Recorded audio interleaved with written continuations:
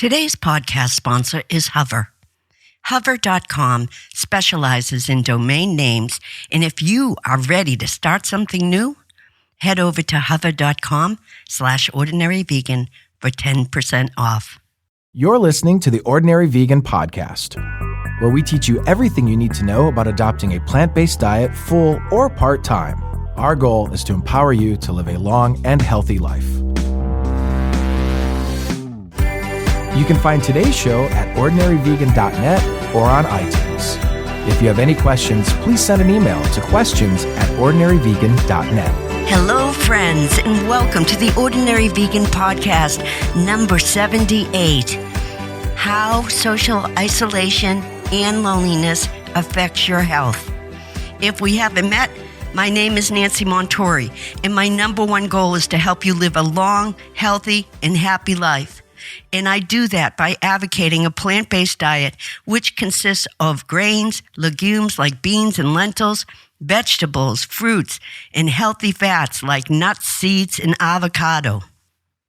A plant-based diet strengthens your immune system, and a healthy immune system is essential right now and in the future for reducing your risk of COVID-19. I am here to help you build an immune system that is a fortress. So today's podcast was supposed to focus on exercise and immunity. But then when I was doing my research, I kept running into studies about how social isolation was affecting our bodies and our mind.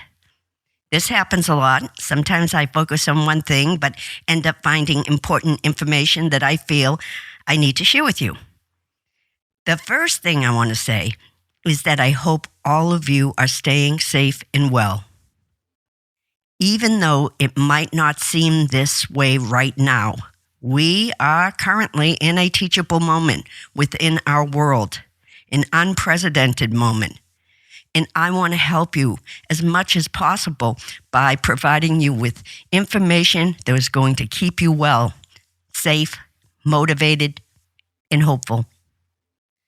Today's podcast is kind of a tough one for me because I'm going to talk about loneliness. And even though my entire life I have been surrounded with the greatest family and friends, I often feel lonely. Even as a child of a family of 6, I felt lonely. This probably had something to do with not having the opportunity to bond with my mother when I was born. After she delivered me and the nurses brought her back to her room, she dressed, called a cab, and went home without me. Fortunately, my father's sister took me in and treated me with incredible kindness. Eventually, I went back to my home, but the damage was done. Looking back on that time, I know my mother suffered from postpartum depression, but no one was talking about that subject in the 50s. And she even went on to have another child after me, my baby brother, and did the same thing, except her other children took care of him. I have never shared that story before, but I thought I might be able to help someone by sharing it today. I often think, and studies have proven, that until we are willing to examine not only what we consume, but also the emotional events that are tethered to our survival, we will never experience true health. So on my research journey into immunity and exercise, I discovered what isolation and loneliness is doing to our health. One of the first things that really surprised me is that in May 2018, a Cygnus study stated that loneliness is at epidemic levels in America. Cygnus surveyed 20,000 adults to understand the impact of loneliness in the United States, and they found that nearly 50% of Americans reported sometimes or always feeling alone. In Generation Z, which is adults age 18 to 22, is the loneliest generation and claims to be in the worst health than people older than them. That statistic really floored me. Why do young adults feel so lonely? Of course, for me, no question goes unanswered, so I've read a lot of research about it, and possibly the most prominent problem for our younger generation is the heavy usage of social media in their demographic. A number of studies indicate that the use of social media can exacerbate loneliness and create mental health issues. And loneliness isn't just a young person's state of mind.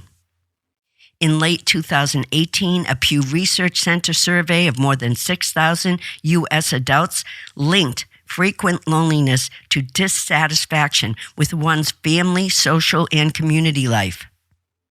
About 28% of those dissatisfied with their family life feel lonely most of the time. 26% of those dissatisfied with their social lives are frequently lonely. And 1 out of 5 Americans who say they are not satisfied with the quality of life feel frequent loneliness. And people who are lonely often crave human contact, but their state of mind makes it more difficult to form connections with people.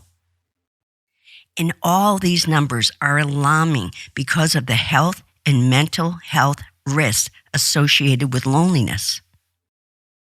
One study showed that the health consequences of prolonged loneliness are equivalent to smoking 15 cigarettes a day. It can increase your chances of cardiovascular disease, obesity, premature death, and stroke. A study done by the Florida State University College of Medicine says loneliness is associated with a 40% increase in the risk of dementia. And a Newcastle University epidemiologist linked loneliness to a 30% increase in risk of stroke or the development of coronary heart disease. He and his colleagues found that leukocytes, also known as white blood cells, of lonely participants showed an increased expression of genes involved in inflammation and a decreased expression of genes involved in antiviral responses. According to his study, loneliness can lead to long-term fight or flight stress signaling, which negatively affects the immune system. And loneliness is not just a feeling. It's a biological warning signal to seek out other humans, much like hunger is a signal for food or thirst is a signal for water. Now, let's say you are already feeling lonely before this pandemic, and we now add social isolation into the mix, and you have sky-high levels of stress. When a person is socially isolated, the body will receive the situation as a threat, and the brain will release multiple stress hormones to protect the body from danger. Having an active stress response over a long time has been proven to increase the risk of developing cardiovascular disease, elevated blood pressure, infectious illness, cognitive deterioration, and mortality. Certain people in isolation need more support. Older people are at a higher risk because of the physical frailty, as well as the deaths in the family and friendship networks, which are decreasing when they get older. American men are more likely to feel the impact of isolation than women because they have smaller social networks and less stable contact with children and relatives. In other countries, such as Mexico and Spain, women are more likely to lack social contact. Some reports show that lesbian, gay, bisexual, and transgender people face a heightened risk in isolation because they are less likely to have children and more likely to be estranged from their family. Also, going without human contact for too long can literally break your heart. According to a study from the Journal of the American Heart Association, patients with heart failure who felt socially isolated were more likely to die or be hospitalized than more socially connected patients. Their study concluded that a patient's sense of feelings of loneliness or isolation may contribute to poor prognosis in heart failure. Now that the sheer volume of socially isolated people has gone up, we have to be extra cautious about how we isolate. Although social isolation is new to us, the impacts of social isolation have been studied in a variety of different groups, from astronauts to Antarctic researchers to children in Romanian hospitals and incarcerated people. In older people, social isolation seems to exacerbate any pre-existing medical condition, from cardiovascular disease to Alzheimer's, but its ill effects aren't limited to those over 60. Physicians who studied stress immunology at the University of Munich has seen radical changes in the bodies of people participating in simulation-manned spaceflight missions. Participants, some of those who were only isolated for 3 months, experienced changes to their sleep, changes to their immune system, and neurocognitive systems, and it altered their metabolism. And I know so many people are having sleep issues, and that is because isolation affects our circadian rhythms. If you remember from previous podcasts, your circadian rhythm is basically a 24-hour internal clock running in the background of your brain and cycles between sleep and alertness. No matter what your situation is, there are so many things you can do to improve your experience while being socially isolated. Let's first address our body clock. It is very important that you get up around the same time every day. This regular routine will help you sleep better at night, I promise. Also, I recommend your first social interaction of the day be in the morning, and try to make it the same time. Try to have a phone or video call or just a quick check-in with someone. It could be a text, but a phone call would be so much better. And I recommend that it should be the same time every morning. I also recommend exercising around the same time every day. And more importantly, don't be sedentary. Separate daytime and nighttime activities. Daytime should be light and bright, and in the evening, dim the lights and do quieter activities. Isolation can also disrupt our meal schedule. But you need to eat meals around the same time each day. Eating is a timekeeper and helps our body clock. The next thing is predictability and structure. Every day, make a plan and have patterns. Predictability reduces stress because familiar patterns are calming, especially to children. Because patterns do not require us to wonder what is going to happen next. Predictability involves repeating patterns of behaviors by providing an environment where the routines in daily living are predictable. And when they are, you will feel less stressed and more relaxed. This is especially important for children. The reason is obvious. Unpredictable events and unpredictable people cause more stress and anxiety. Think about it. 12 weeks ago, school-age children woke up knowing their day was predictable and safe. They would go to school, have recess, be with a familiar teacher, and after school they would go home or on a play date, dinner, movie, sleep. As adults, we all clamor to be disruptive and innovative. But right now, the best thing we can do is create patterns in our lives, our new normal. Go to bed at the same time, get up at the same time, take a walk every morning, sit down and eat your meals at a kitchen table, not in front of a computer. I know some of this can sound counterintuitive, but routine can anchor us. The certainty of our routine can help us to manage the uncertainty that life is throwing at us right now. The next thing I want to talk about is equally as important. But before I do, I would like to thank today's sponsor, Hover.com, because sponsors make this podcast possible. I know a lot of you are exploring exciting new directions in your life right now, and that may involve an online website.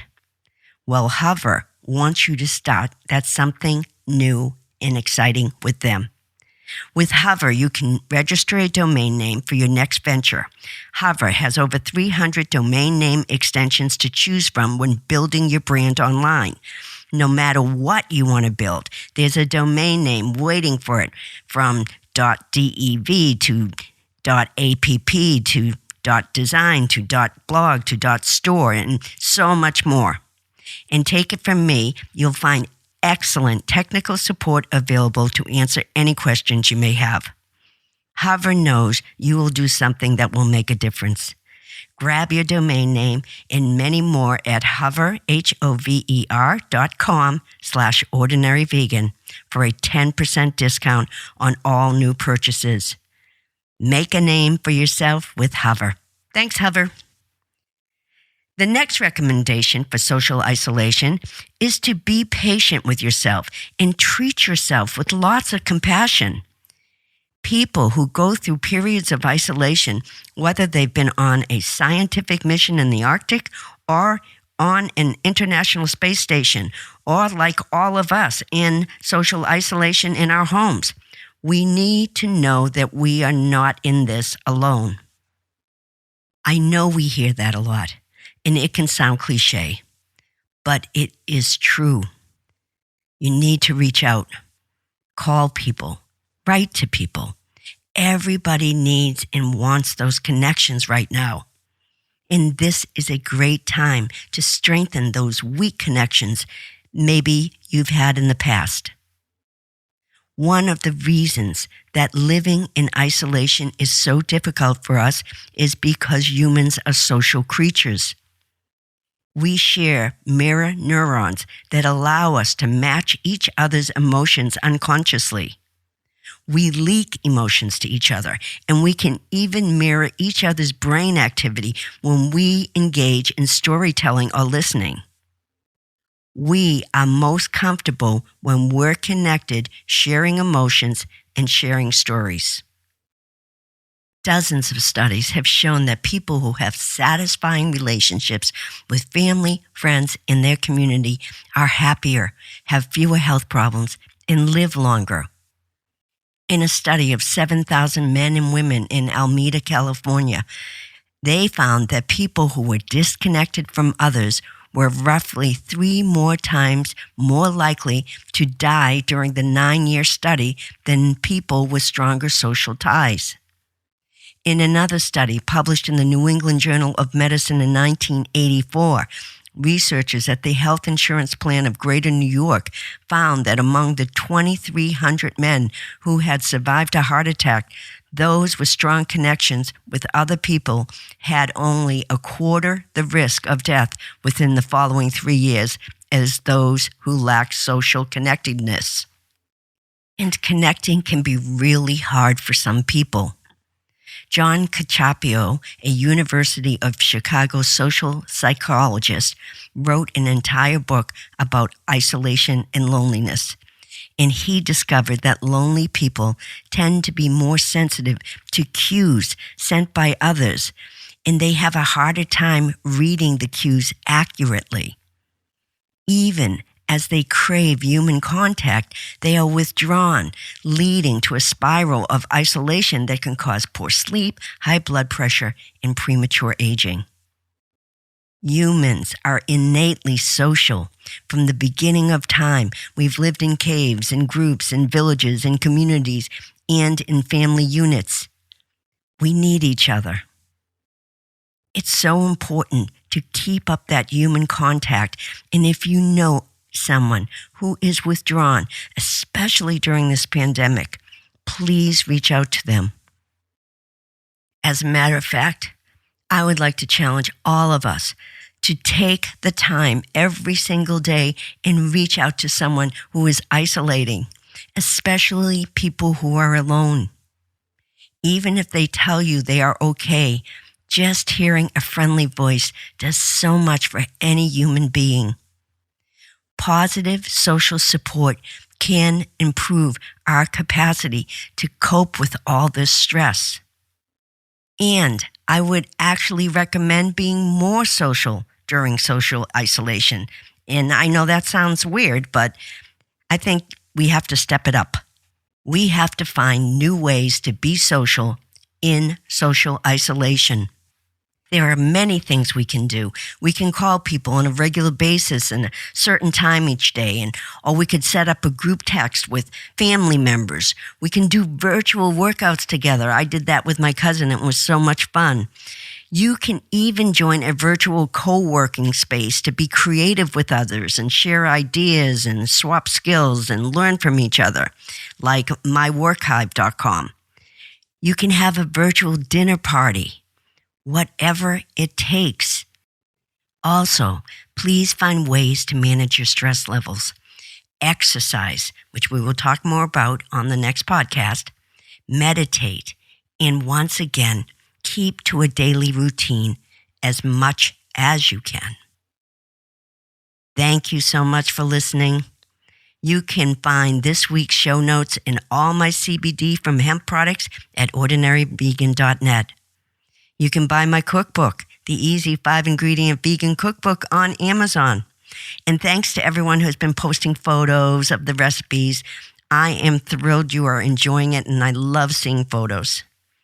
Please join our health and wellness community on Facebook, over 310,000 strong, at facebook.com/ordinaryvegan. I'm on Instagram. Please follow me at ordinaryvegan. Thank you, hover.com, for sponsoring this week's podcast. Till next time. Thanks for joining our plant-based community today. Together, we can accomplish great things. Please subscribe so you don't miss any of Ordinary Vegan's recipes and plant-based tips. If you have any questions or feedback, email us at questions@ordinaryvegan.net. Until next time.